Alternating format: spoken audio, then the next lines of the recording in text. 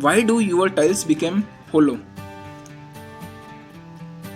Tap a tile and you find a hollow sound. So don't blame the tile. Don't blame the adhesives.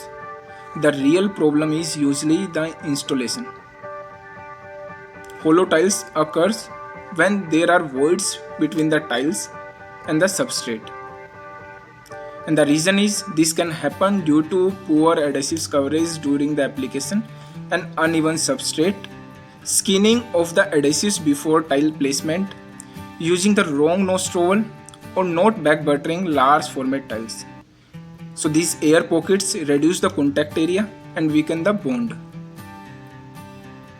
So my dear friend, a hollow sound today can become a debonded or cracked tile tomorrow. So proper surface preparations, correct adhesives applications and full adhesives coverage are the key to a durable tile installation. Thank you.